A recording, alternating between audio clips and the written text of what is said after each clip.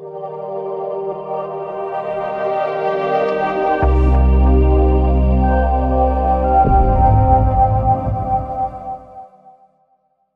bonsoir messieurs, voilà Bézant Hachem, ce soir c'est les 11 mois de ma maman qui est décédée donc il y a 11 mois. Et donc on a l'habitude de faire pour le 11e mois, de s'arrêter, de dire le Kaddish pendant une semaine. D'accord? Et le 11e mois, on fait une petite Séouda avec un peu d'Ivret Torah. Donc c'est l'Ivret Torah et après Bézant Hachem, il y aura la petite Séouda. En tout cas, le sujet aujourd'hui, c'est un sujet qui va nous tenir beaucoup à cœur. Pas pour faire un jeu de mots, comme vous allez le voir, mais c'est, je pense, quelque chose, c'est un des fondements du judaïsme, un des fondements de notre venue sur terre, d'accord? C'est de purifier son cœur, de réussir sa vie, de réussir dans son Avodat Hashem. Alors, on commence comme ça. La Mishnah dans Pirkei Avot, d'accord? Une Mishnah très intéressante. Où là-bas, la Mishnah, elle va nous citer les élèves de Rabbi Yochanan ben Zakkai. Rabbi Yochanan ben Zakkai, si vous le connaissez, c'était le père de la sagesse, comme le Chazal nous le raconte. Et il avait plusieurs élèves. C'était lui, le Rav à la destruction du deuxième Beth Amikdash. D'accord, celui qui va aller discuter avec Vespasien, c'était Rabbi Yochanan ben Zakkai. En tout cas, lui, là-bas, il a plusieurs élèves. Et la Mishnah nous raconte qu'il a demandé à ses élèves d'aller chercher, d'aller scruter le monde et de savoir quel est le trait de caractère auquel on doit s'accrocher, on doit se coller. D'accord? C'est une Mishnah qui est très connue, donc je vais vous la lire en hébreu. Amar lahem tsur ou ezer derer yeshara shidabek ba'adam. Sortez, allez réfléchir, sortez et réfléchissez le derer yeshara, le chemin droit qu'un homme il doit se coller à lui. Alors tous ces élèves, ils sont partis, ils ont commencé à réfléchir et ils sont chacun venus avec une conclusion. Rabbi Lazar Omer, Aïn Tova, avoir un bon œil. Rabbi Yoshua Omer, Chaver Tov, être un bon ami ou avoir un bon ami. Rabbi Yossé Omer, Shachen Tov, un bon voisin. Rabbi Shimon Omer, Aroet Anolad, celui qui voit ce qui va naître. D'accord? Rabbi Lazar Omer, Lev Tov. Rabbi Lazar Ben Arach lui disait c'était un cœur bon, un Lev Tov. Amar lahem, qu'est-ce qu'il aurait répondu Rabbi Yochanan ben Zakkai? Quelle était la conclusion? Roé ani el divrei Rabbi Lazar ben Arach mi divrechem. Je vois dans les paroles de Elazar ben Arach, rappelez-vous celui qui a dit Lev Tov, ce que vous avez dit, parce que tout ce que vous avez dit en réalité, c'est inclus dans le Lev Tov. D'accord? Alors on va les reprendre un par un rapidement. C'est pas vraiment ça le sujet. Aïn Tova, c'est quoi avoir un bon œil? Avoir un bon œil, de voir les choses de façon positive, d'accord, d'être quelqu'un qui voit les choses agréables, de ne pas être jaloux des autres, d'accord, que l'autre profite. Alors ça me fait plaisir. Vous savez, on raconte sur la rabbinine Steinman, oui, qu'elle aimait les belles choses. Tamar Steinman, elle aimait les belles choses. Mais chez eux, vous avez la maison, elle n'était pas très jolie, mais elle aimait les belles choses. Est-ce qu'elle disait? Elle dit, moi j'aime les belles choses, mais ça ne me dérange pas qu'il soit chez les autres. Ça, je sais apprécier un beau chandelier, un beau tableau, quelque chose de beau. Mais s'il est sur le mur de ma voisine, je suis très content pour elle, ça me contente, d'accord? Elle avait un Aïn Tova, elle n'avait pas de jalousie. Donc, quelqu'un qui a un Lev Tov, un bon cœur, on peut comprendre qu'il ne soit pas jaloux, qu'il ait une bonne vision sur les autres. Chaver Tov aussi, d'accord? Être un bon ami ou être capable de se faire des bons amis, aussi, ça témoigne d'un bon cœur. Ça, on comprend. Shachen Tov aussi, être un bon voisin ou un deuxième pire, je ne me rappelle plus, ça aussi, ça dépend des bons traits de caractère de la personne. Donc on comprend aussi que cette chose-là, elle appartient à un Lev Tov.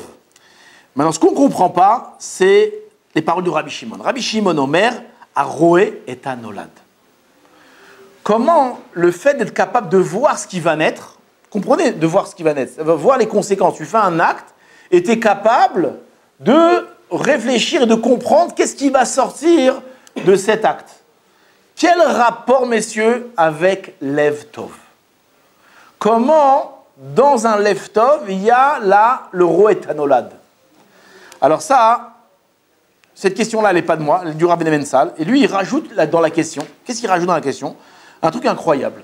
Il dit que, vous savez, la Gemara nous raconte, dans Maseret Tamid, que Alexander Mogdon, comment il s'appelait Alexander Mogdon? Alexandre le Grand, est parti demander conseil aux sages du Negev. Il a posé plein de questions. Et parmi les questions qu'il a posées, il a demandé Ezeu Chacham, qui est l'homme sage. Donc la question qu'il pose, c'était par rapport à la chorma, à la sagesse, à l'ordinateur qui est dans la tête apparemment. Qu'est-ce qu'ils vont répondre, les sages du Negev? Ezeu Chacham, écoutez bien, vous êtes prêts? Aroé et Anolad, celui qui est capable d'anticiper, de voir ce qui va naître. Donc de là, on comprend que quoi? Que Roé Tanolad, c'est un trait de caractère qui appartient à quoi? Qui appartient à la sagesse, pas au cœur. C'est quoi le cœur? Le cœur, c'est la volonté, c'est la bonté, le cœur, c'est la bonté surtout. D'accord? C'est pas la sagesse apparemment. Donc, comment on peut comprendre cette flagrante contradiction entre les sources? Donc, est-ce qu'il y a contradiction ou au contraire, ici, Chazal veulent nous dévoiler quelque chose? Alors, en réalité, cette idée-là, elle est aussi rapportée, où ça, dans Shlomo HaMelech, il nous ramène dans Michelet. Il ramène un verset, ici, il ramène le verset, vous écoutez. La mazemechir bial ksil liknot chochma velev aïn. Qu'est-ce que dit un ksil? C'est quoi un ksil? Quoi un ksil? C'est pour vous réveiller un petit peu. Un sot, un idiot, un sot. Et donc, imaginez un ksil qui aurait dans les mains le mechir. Il avait tout l'argent possible pour acquérir la sagesse. Mechir beyad ksil liknot chochma. L'argent, enfin le mechir, le prix qu'il faudrait dans les mains du sot pour acquérir la sagesse. Alors, nous dit le verset ici dans Michelet, il dit il ne pourrait pas l'acquérir si quoi? Lève haïn, s'il n'a pas de cœur. Un homme qui n'a pas de cœur ne peut pas acquérir de sagesse. Donc là, on voit clairement que oui, la sagesse, l'intelligence apparemment, qu'on va traduire comme ça, et le cœur, la volonté, avoir un bon cœur, ce sont deux choses qui sont apparemment complètement liées. Que si tu n'as pas celle-là, tu ne peux pas acquérir celle-là. Maintenant, on va dire, attends, je ne comprends pas. Celui qui n'a pas de cœur, c'est quoi qui n'a pas de cœur? On va dire qu'un homme qui est mauvais, un homme qui a une mauvaise volonté, alors il n'a pas de séchel. Ça veut dire que quoi? Qu'un professeur à l'université qui est mauvais, qui est jaloux, orgueilleux, etc., alors il ne sait pas compter, il va vous dire que 2 et 2 égale 5. Et non, ce n'est pas parce qu'il est comme ça que son séchel ne va pas bien marcher. Et on voit au contraire qu'il y a des gens qui sont très très mauvais, mais leur cerveau il marche très très bien. D'accord? Ils sont capables de comprendre des choses très profondes. On voit aussi chez les philosophes. Les philosophes ont atteint des niveaux de sagesse, d'intelligence extrêmes. Et pourtant, plein étaient des gens extrêmement dépravés.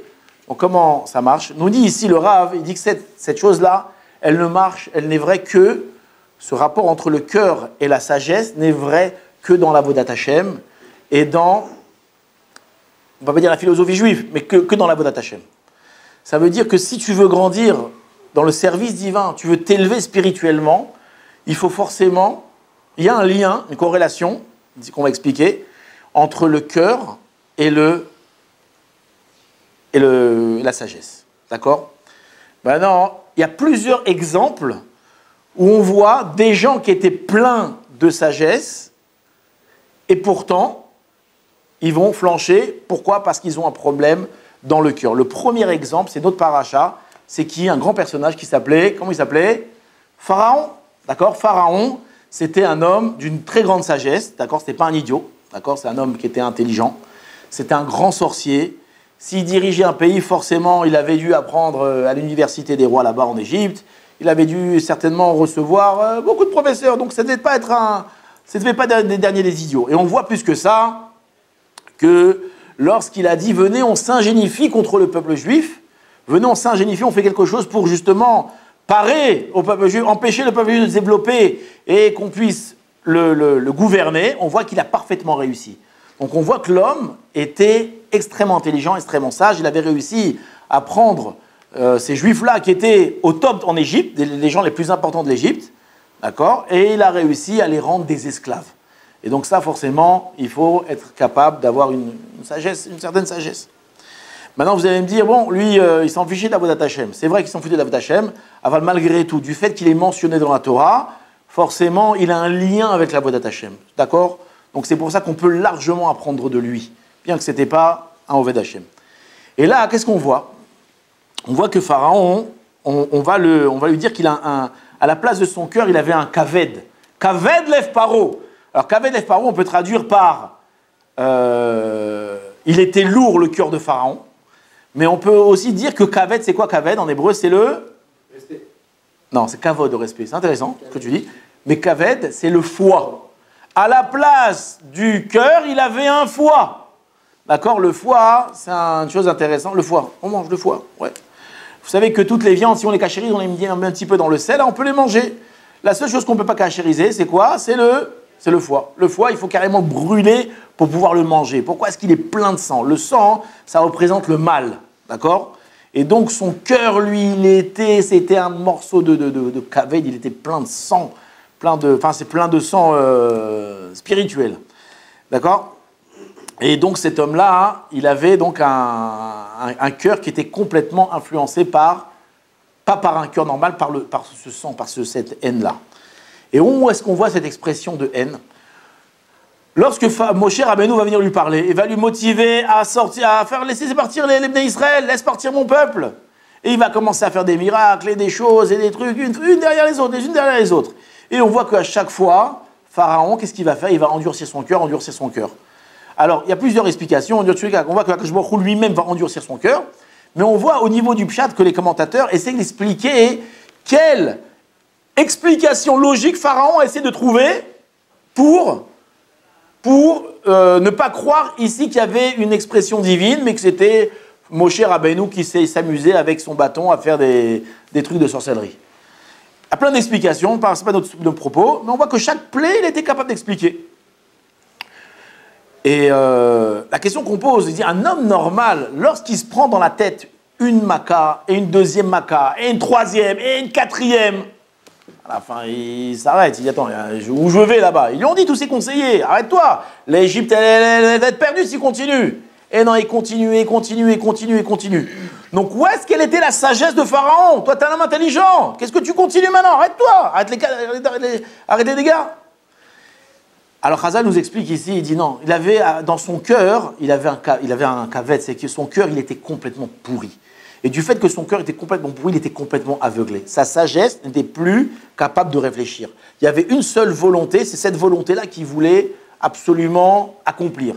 Et c'est quoi cette volonté? Cette volonté de haine du Ham Israël, cette volonté de se venger du Ham Israël, etc., etc., comme Chazal nous enseigne, que Pharaon, c'est lui le Yetzer Hara, ça veut dire que tout ce que le Yetzer Hara nous souhaite, Pharaon, il nous souhaitait. Et donc, il avait bien être beau sage, sa sagesse, elle n'avait aucune emprise lorsque son cœur pourri l'avait envahi. Donc ça, c'est le premier exemple qu'on voit, c'est Pharaon. On a un autre exemple, encore dans la Torah. En vérité, on a plein des exemples dans la Torah. C'est vraiment, vous voyez tous les Réchaïm de la Torah, ils ont tous plus ou moins le même trait de caractère. Un autre, donc, Racha. Vous connaissez l'histoire avec le Hamor? Il y a une fable, comme les fables de La Fontaine, mais aussi les fables de Chazal, où il y a un jour, il y a le roi comme ça qui marchait avec toute sa pamalia, comment on dit pamalia en français? Toute sa cour. Et un jour, il passe devant, il y a un pont, et devant le pont, il y avait un Hamor, il y avait un âne. Et ils ont dit au âne, laisse-nous passer. Et il dit non, tu passes pas, tu dois payer une taxe. Et l'autre lui dit, mais t'as pas honte, c'est le roi, quand le roi des animaux, le lion, comment tu laisses passer tu laisses pas passer le roi des animaux, tu demandes une taxe? Il dit non, il passera pas s'il paye pas la taxe. Ils ont parti raconter ça au lion, au roi des animaux. Le lion, il s'est énervé, qu'est-ce qu'il a fait? Il lui a mis un coup de griffe, il a tué le Hamor. Il a dit, c'est insolent, incroyable. Il dit, et qu'est-ce qu'il a dit? Il demande au renard, il dit, va me prépare-moi bien le Hamor, je vais le manger, j'ai faim là maintenant. Et donc, qu'est-ce qu'il a fait? Il a commencé à couper le Hamor, et en le coupant, qu'est-ce qu'il a vu? Il a vu le cœur du Hamor. Et le renard en avait envie. Qu'est-ce qu'il a fait? Il l'a mangé. Et il a disposé comme ça tous les morceaux du Hamor devant le roi, le lion. Il va commencer à manger, et il s'aperçoit qu'il n'y a pas de cœur. Et il dit au renard, dis-moi, comment ça fait qu'il n'y a pas de cœur là dans le Hamor, dans l'âne? Et le renard, il lui dit, mais mon bon roi, cet âne-là n'avait pas de cœur. Comment il n'avait pas de cœur? Il dit oui, s'il avait un cœur, est-ce qu'il aurait été assez bête pour réclamer au roi de payer une taxe pour passer? Tu vois bien qu'il n'avait pas de cœur. Et le roi, il a dit, ah bon, ok, d'accord. Donc c'est un machal pour nous dire que celui qui a un cœur qui est mauvais, alors sa sagesse, elle n'aide pas. Elle est mignonne, non? Bon, on cassera pas. En tout cas, le deuxième exemple qu'on a, C'est qui? C'est Bilham. C'est qui Bilham? C'était le prophète des nations, d'accord? Il était équivalent à Moshe Rabbeinu. Donc forcément, cet homme-là était un homme d'une grande sagesse, d'une grande intelligence. Hachem lui parlait, c'était un prophète. Et il avait un autre caractère, il avait une autre qualité, enfin c'est une qualité entre guillemets, c'est qu'il était capable de comprendre les signes. Les gens venaient voir Bilham et lui dit, écoute, j'ai vu une pomme tomber de l'arbre, qu'est-ce que ça signifie? Il dit, oh là là, une pomme qui tombe de l'arbre, ça veut dire ça et ça et ça et ça. J'ai vu un truc tomber comme ça. Il dit, à droite ou à gauche? À droite. Ah, à droite, ça veut dire que tu vas être riche. Alors, il venait, il racontait un truc, il était capable d'expliquer tous les signes. Et donc ça, c'est parmi les trous notes, les qualités de Bilham. Maintenant, une question qu'on pose, c'est que lorsque Hachem, il lui dit, lorsqu'il va arriver, les gens de Balak vont venir le motiver à venir maudire le peuple juif, qu'est-ce qu'il va faire? Bilham, il va, oui, non, machin, il a trouvé toutes les possibilités. À la fin, bon, Hachem, il dit, ok, vas-y. Et il va monter sur son âne, le matin, il va se lever tôt, d'accord, avec zèle, il va partir pour aller maudire l'âme Israël avec toute la ribambelle de ministres qui sont venus avec lui l'accompagner. Et qu'est-ce qui va se passer? À un moment, Hachem va envoyer un ange invisible qui va se placer devant l'âne. L'âne, il va voir ça, il va avoir peur, il va se mettre sur le côté. Il va tourner sur le côté. Et Bilham va s'énerver, il va lui mettre un coup. Bon, il va revenir. Après, qu'est-ce qui va se passer? Il va passer à côté d'un mur, et encore l'ange, il va venir, et là, qu'est-ce qu'il va faire l'âne? Il va, hop, se poser sur le côté, il va frotter le pied de Bilham contre un mur. Et là, Bilham, il va s'énerver encore, il va lui mettre un coup. Et une troisième fois, là, l'ange va carrément se mettre devant dans une impasse, impossible de passer, et là, l'âne, il va s'écrouler, et comme vous connaissez toute l'histoire, l'ange va commencer à converser avec Bilham. La question qu'on pose, et c'est une question qui est énorme en réalité. Dis-toi, Bilham, tu étais capable d'interpréter, il y a une pomme qui tombe, il y a un truc qui tombe, chaque truc. Et là, tu n'es pas capable de voir ici qu'il y a un truc qui ne va pas. Ton âne, que toi-même tu témoignes, qui n'a jamais fait quelque chose de mal, qui ne s'est jamais mal comporté, oui, là, tu ne vois pas qu'il est en train de faire un truc bizarre, il est en train d'aller à droite, en train à gauche, tu ne te réveilles pas, tu ne dis pas, oh là, il y a peut-être un signe du ciel ici. Non, aussi intelligent et aussi capable d'interpréter les moindres gestes de tout le monde, si c'est quelque chose qui vient contre ma volonté, à savoir ma volonté d'aller maudire, d'aller détruire leur âme Israël, Chas v'Shalom, d'accord, alors je deviens complètement aveugle. Donc encore une fois, on voit cet exemple-là, où un homme qui est empris de sagesse incroyable, il a un cœur qui est mauvais, et ben, il devient complètement idiot, complètement nul, incapable de rien faire. On trouve encore d'autres personnages, je vous donne d'autres exemples encore. Il y a un autre personnage qui s'appelle, je ne sais pas qui est en premier, c'est pas important. Attends, Achitophel ou Doeg, je ne me rappelle plus, qui est en premier, c'est pas important. Un personnage qui s'appelait Achitophel. Vous savez qui est Achitophel? Dans la Gemara, dans Sanhedrin, elle nous dit il y a 4 personnes qui n'ont pas le droit au monde futur. Qui sont-ils? Bilham, on le connaît, on l'a vu, celui-là. Achitophel, Doeg Adomi et Gehazi. D'accord? Gehazi, c'était le bras droit du prophète Elisha. Lui, il a un autre problème, on va laisser de côté. Bilham, on l'a vu. Maintenant, c'est 2 autres personnages, Doeg et Achitophel. Qui étaient ces 2 personnages? Doeg, c'était le chef du Sanhedrin. Imaginez-vous le Sanhedrin, là-bas, 71 sages qui étaient assis, les grands chachamim du Ram Israël. Le chef de tous, c'était qui? Doeg Adomi. Sur lui, qu'est-ce qu'on dit? En lo chelek leolam haba. Achitophel, c'était le meilleur conseiller qui ait jamais existé. D'accord? Il y a une histoire avec David Amelech, un truc incroyable là-bas, où là-bas, Chazal nous dit qu'Achitophel, il était d'une sagesse telle que lorsque tu allais lui poser une question, ouais, il te donnait la réponse et il te disait, si tu ne me crois pas, va demander au Urim et Tumim. C'est Urim et Tumim, c'est le pectoral, où là-bas, c'est Hachem lui-même qui répondait. Va voir ce que le Urim et Tumim il dit. Et quand tu posais au Urim et Tumim la question, il disait exactement la même chose qu'Achitophel. D'accord? Ce qu'il te disait Achitophel, ça réussissait à tel point que c'était quoi? Comment il s'est perdu Achitophel? Il s'est suicidé. Pourquoi il s'est suicidé?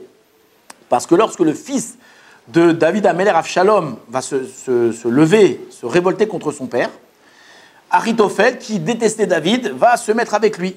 Et il va lui donner tous les conseils de la guerre.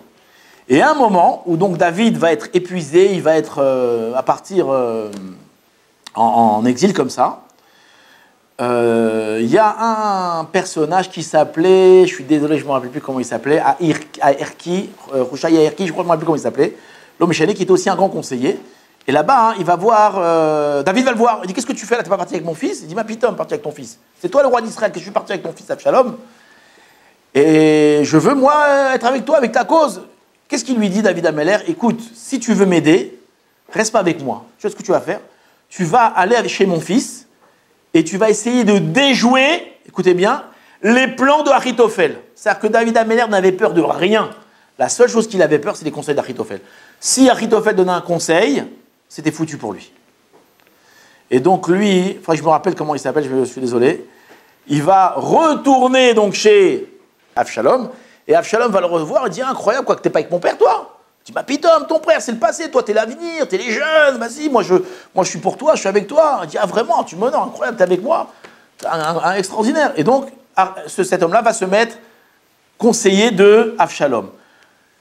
Après quelques batailles, Avshalom va dire bon qu'est-ce qu'on fait maintenant? Il appelle Achitophel, il dit qu'est-ce qu'on fait maintenant? Et Achitophel lui dit écoute, ce qu'on va faire, on va maintenant prendre une bande de soldats et on va tout de suite aller poursuivre David. Là il est fatigué et là maintenant tu vas l'achever. Il dit ah ouais c'est un bon conseil que tu me donnes. Bon lisez là-bas dans le Tanakh, vous verrez plus dans le détail tous les détails.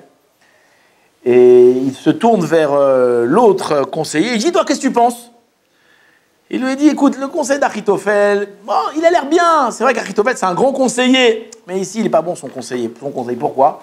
Parce que son conseil est valable pour un petit guerrier, pour quelqu'un qui se bat normalement, pas pour David Ameller et tous ces Kiborim, ces soldats. Les soldats de David Ameller, c'était très réputé, d'être des grands vaillants comme ça. Et il dit, donc là, non, tu vas te planter là. Au contraire, c'est pas ça qu'il faut faire.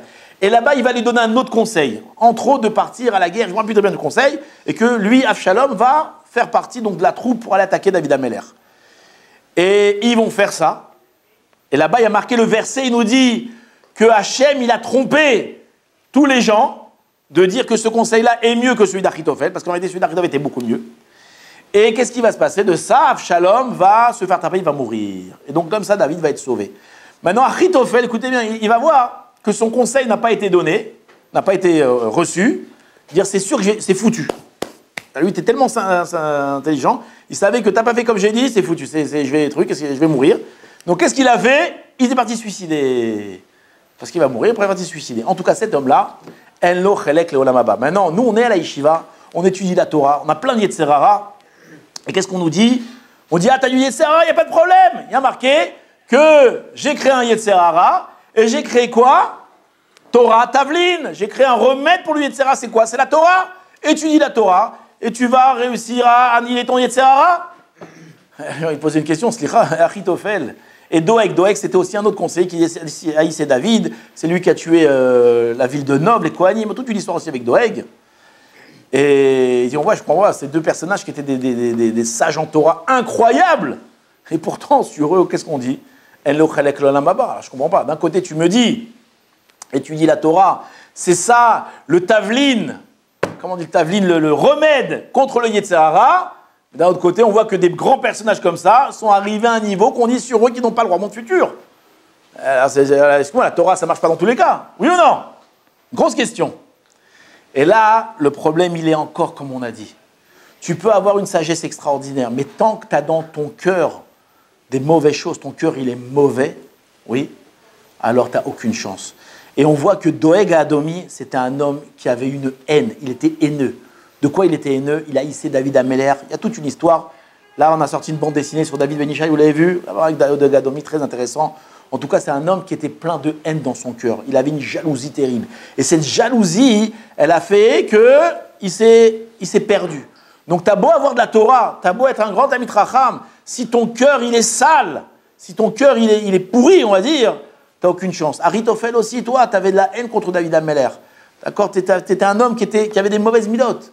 Et c'est cette haine-là qui a fait que toute ta Torah, elle ne t'a pas protégé. Il y a un autre personnage qui s'appelle Yeravam ben Navat. Vous savez c'est qui Yeravam ben Navat? C'était aussi un des grands sages d'Israël, grand Talmid Chacham.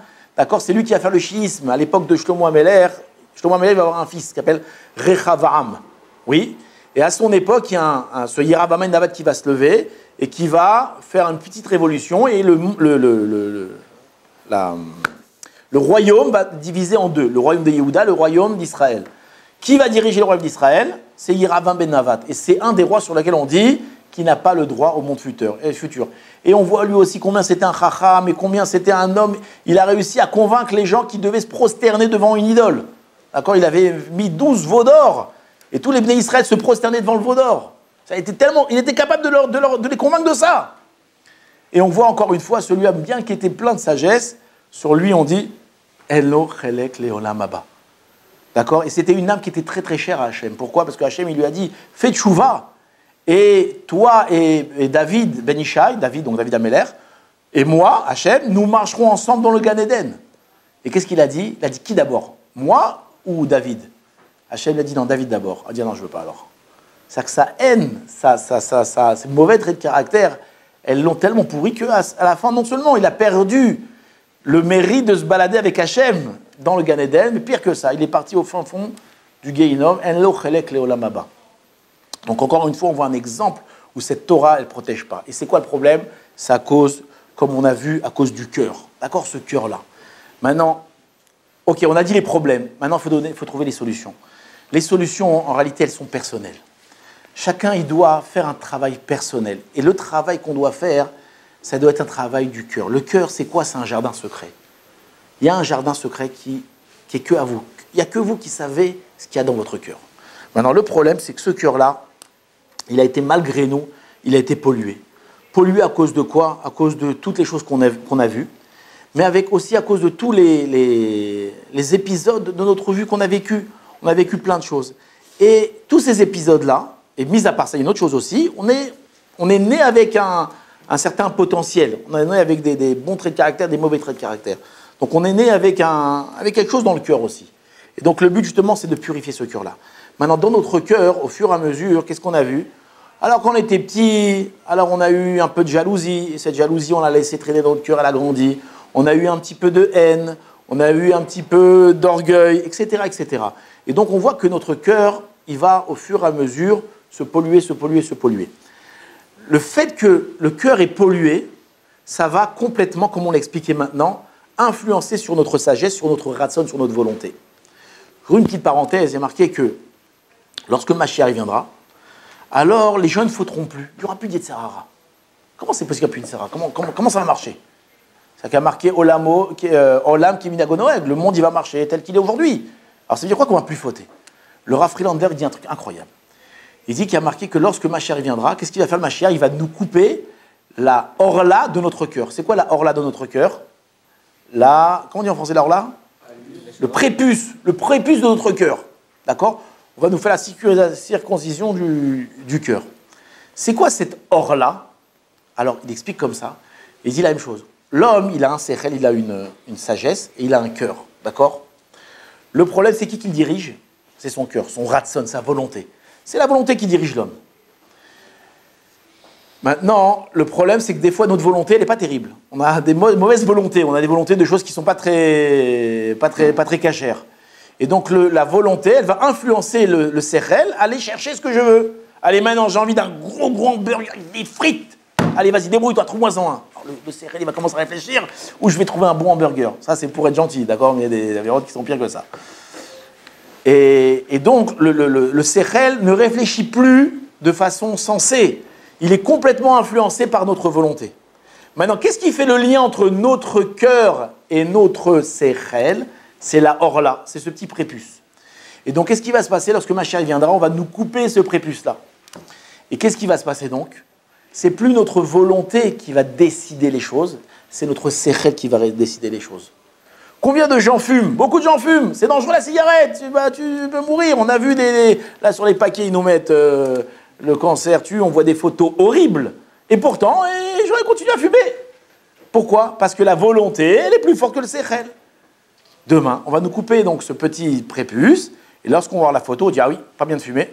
On va prendre le paquet et on va le jeter. Même si on a très envie, on sait que c'est pas bon pour nous, on le fera pas, etc. Et donc c'est ça ce qui va s'arriver à la fin du temps Bezrat Hashem.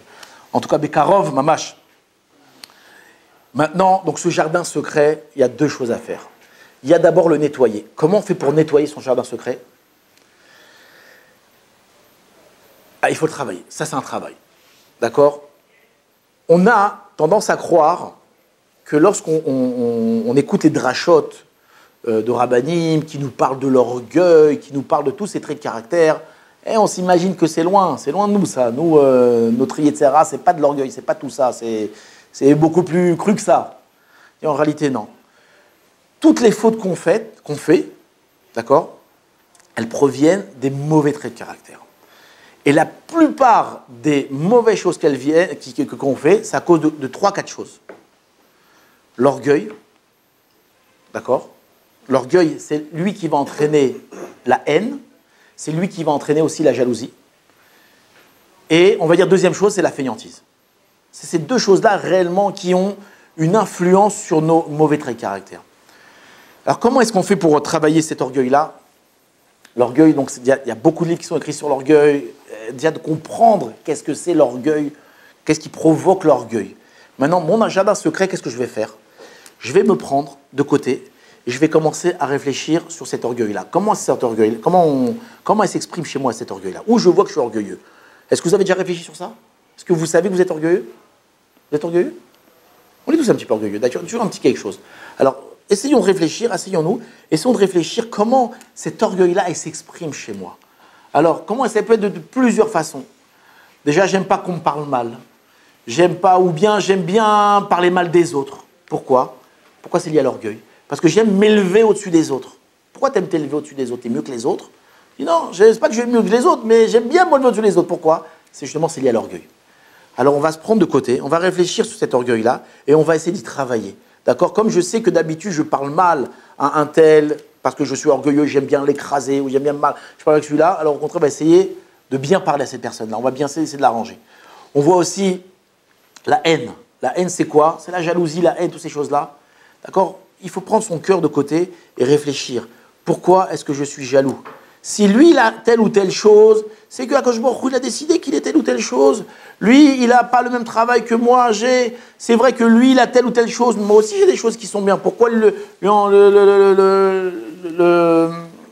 on dit le vouloir ce qu'il a? L'envier. D'accord, vous connaissez l'histoire avec le Rav Shamash Vadron. Un jour, il y a un homme, il est parti le voir, il était malade. Il a dit, ah là, le Rav, qu'est-ce qui t'arrive? Il dit, ah là, mon voisin, il a acheté une nouvelle Mercedes, encore plus grande que la mienne. Il avait de la jalousie comme ça dans son cœur. Et le Rav dit, il n'y a pas de problème, tu la veux? Il n'y a pas de problème. Il dit, quoi, vraiment, je peux l'avoir? Il dit, oui, tu la prends, mais tu prends avec lui son ulcère. Ça vient avec ça. Et donc, il n'y a aucune raison d'être jaloux. D'accord? Si lui, il a telle chose, ça va lui coûter tel et tel truc. Pourquoi moi, je suis jaloux de ce que j'ai? Ce que j'ai, c'est très bien ce que Akadosh Baruch Hu m'a donné. C'est des mots que je vous dis. Mais c'est un vrai travail. Se prendre de côté, essayer de laver ce cœur-là. Notre cœur, il est plein de mauvaises midotes. D'accord? Il y a la fainéantise. La fainéantise, c'est quelque chose de terrible. C'est quoi la fainéantise? C'est pas vouloir donner de son temps, parfois. D'accord? Et apprendre à donner son temps. De ne pas dédier tout son temps à l'inutilité. C'est ça la fainéantise. D'accord? Pas trop se casser la tête. Essayez de un petit peu laver ce cœur-là. Et lorsque Bezrat Hashem, et ça on ne peut pas le dire en quelques mots, mais c'est tout un travail, et c'est le travail de la vie. C'est s'arrêter et d'essayer d'introspecter son cœur. Il y a quoi dans mon cœur? Pourquoi je me comporte comme ça le soir, dans la journée? S'arrêter le soir, réfléchir, pourquoi je me comporte comme ça? Pourquoi je me suis mal comporté? Pourquoi je vais mal parler à celui-là? Qu'est-ce qui m'a motivé? Chaque jour, on nettoie un petit peu, à la fin, notre cœur il devient pur. Et lorsque notre cœur devient pur, alors la sagesse de la Torah, elle peut avoir enfin une vraie influence sur nous. D'accord? Parce qu'on peut étudier la Torah du matin au soir. Si ton cœur il est mauvais, ça ne va rien changer. Je voudrais juste finir avec un truc. On a eu plein d'élèves à la yeshiva. D'accord? Ça, je le dis, c'est la caméra. On a eu plein d'élèves à la yeshiva. Il y a des élèves qui se sont mal comportés, qui ont fait des choses, d'accord, qui sont mal comportés. Et une fois, il y a un père, il y a eu un divorce. 2 personnes qui se sont mariées, il y a eu un divorce. Et il s'est très mal comporté, le garçon. Et il y a le père de la Kala, un jour je lui ai parlé, il m'a engueulé. Il dit, mais pourquoi je comprends pas, il est resté toute l'année à la yeshiva, pourquoi vous ne l'avez pas éduqué? Pourquoi vous ne l'avez pas éduqué? Vous n'avez pas rien fait pour le changer, comme ça il se comporte? Moi je lui ai répondu, ce garçon-là, il ne nous a pas laissé l'éduquer. Ça veut dire que cet homme-là, il est venu, il a essayé, il a appris beaucoup de choses, mais son cœur, il est resté fermé. Son cœur, il est resté sale. Il n'a pas voulu arranger son cœur. Et il n'a pas compris c'était quoi le but de la Torah. Donc un homme qui ferme son cœur, qui n'ouvre pas, qui laisse pas un peu rentrer un peu d'eau de Javel dans son cœur, on ne peut pas l'arranger. Donc nous, on peut enseigner la Torah à des gens, on peut leur dire 1000 choses. Mais si vous, de votre côté, vous avez le cœur qui est fermé, d'accord, et qui ne voulait pas justement vous apprêter à laver ce cœur-là, on ne peut rien faire pour vous. Encore un petit mot par rapport à ce cœur-là qu'on doit nettoyer. Donc on a dit, ça c'est enlever les mauvaises choses qu'il y a du cœur. Maintenant, on doit aussi le gonfler, ce cœur-là. D'accord, notre cœur, des fois, il est tout petit, on doit le gonfler. Et là, j'ai mis quelques notes que j'ai oublié de rapporter. Comment on fait pour développer son jardin secret? Alors le cœur, qui dit cœur dit amour, d'accord? Il faut développer cet amour-là. L'amour de la shrina, la peine de la shrina, d'accord? La shrina, elle souffre, la présence divine, elle souffre. Il y a beaucoup de malheurs dans le monde, beaucoup de gens qui quittent la Torah, il y a beaucoup de souffrances dans le monde. D'accompagner la shrina, la présence divine dans cette douleur-là. D'accompagner son ami dans la douleur. Vous savez qu'il y a des gens qui souffrent. Et des fois, on n'en a rien à faire, on ne fait pas très attention. Essayez justement de mettre du cœur dans nos actes. De mettre du cœur, quand on voit nos amis souffrir, se coller à lui, d'accord, de son ami. Et il faut essayer aussi d'essayer d'aimer sincèrement. Vous savez qu'il y a des gens qui n'aiment que par intérêt. Je me colle à quelqu'un parce qu'il est intelligent, parce qu'il est beau, parce qu'il a de l'argent, parce qu'il est charismatique, parce que tout ça. Mais l'autre, il est petit, bête, moche, pauvre, pas intelligent, que je vais me coller à lui. Au contraire, colle-toi à ces gens-là. Essaye d'aimer les gens sincèrement. De développer un amour sincère. Comment on fait ça? Tout ça, c'est des exercices. Essayez d'appeler les gens, de soucier des gens. D'accord? Même des gens que tu as...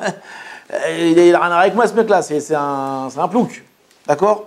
Et c'est ainsi, donc, d'un côté, se nettoyer le cœur, de l'autre côté, gonfler son cœur. Shachem et Bezrenu, que ces paroles soient à la mémoire de ma maman, Gomara Mimi Bat Mecha. Chazak ou Baruch.